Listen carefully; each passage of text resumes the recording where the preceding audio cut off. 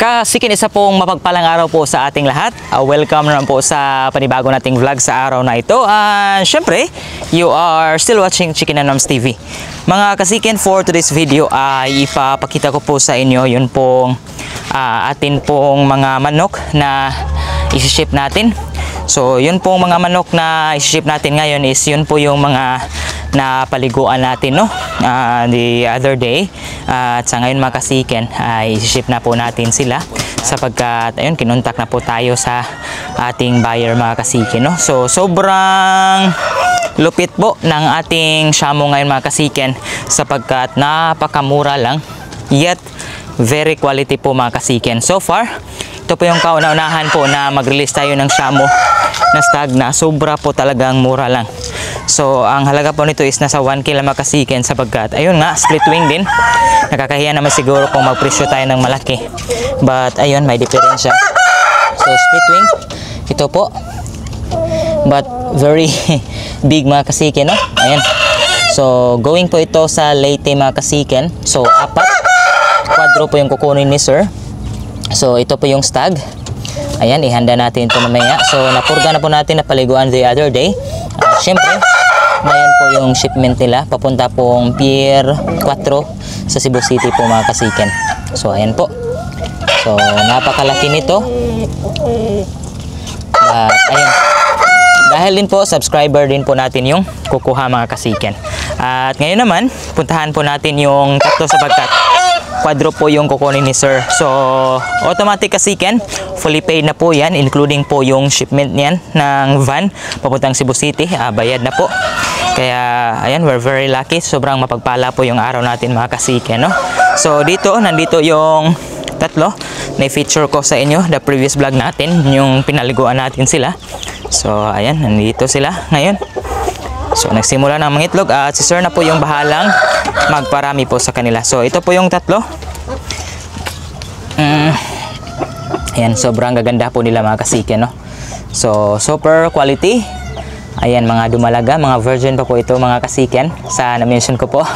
So, ito na po sila. So, ito po yung ipapare si sir sa tandang na yun, na ipakita ko sa inyo. Kaya it's around 2 PM mga kasiken. So ngayon, ihanda muna natin sila. So yung mga boxes po nila mga kasiken ay nandun na po sa ating munting kubo. Nakahanda na. So ang gagawin na lang natin ay ipasok sila sa loob ng box. At syempre, ipapasakay na natin mga kasiken, no? Sapagkat yun, mga 6 PM po dapat ma-meet up na po ng ating buyer doon po sa Pier 4 sapagkat yun po yung oras ng kanila din pong sakay papuntang Leyte mga kasiken. So good thing for our shipment mga kasiken kasi hindi na tayo nangangailangan pa ng permit at saka yun pong vet cert nila sapagkat yung pong buyer natin ay yung susundo po sa Pier 4 is yun pong kanyang brother-in-law. So, kaya ipapasok na lang diretso sa sasakyan.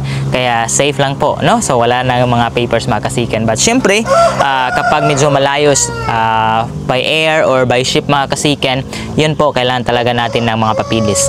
So, yun, advances lang po talaga sapagkat merong kakilala yung ating buyer na pumunta dito sa Cebu. And then, yun nga.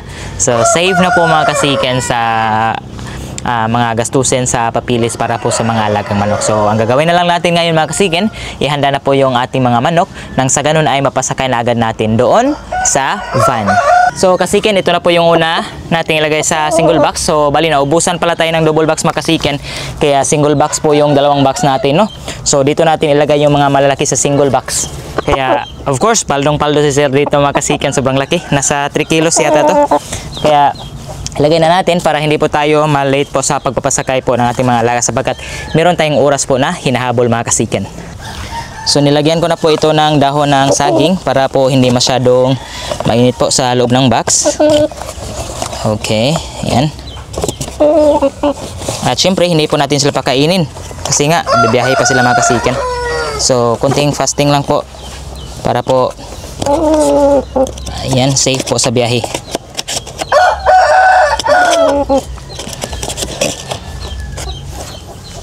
And for its safety, so kailangan ayan,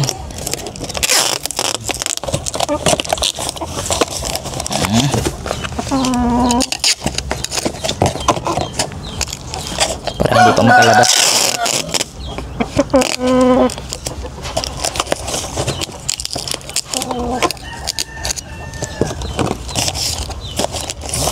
Okay.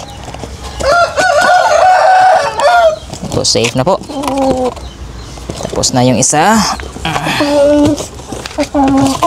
So, ito namang isa yung lagyan natin mga kasiken.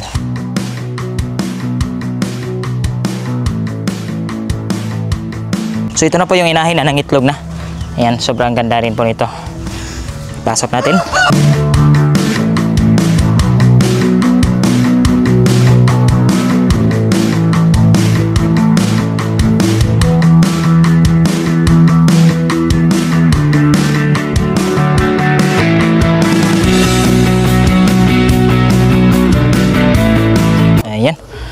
So, kasiken, ayos na. So, yung kulang na lang po yung sticker na ilalagay natin. At syempre, ayun, pupunta na tayo sa ibaba para, ayun, ipasakay na lang po natin yung atin pong mga alagang manok.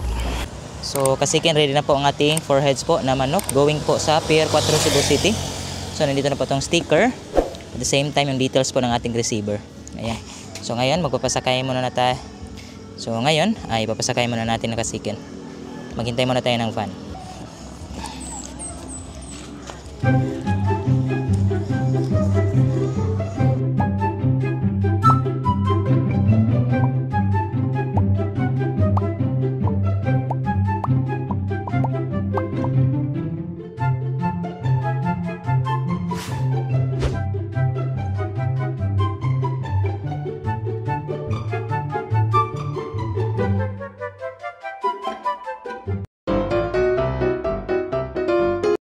Ang tagal po nakasakay, sana aabot po sa saktong oras na 2 hours and 30 minutes.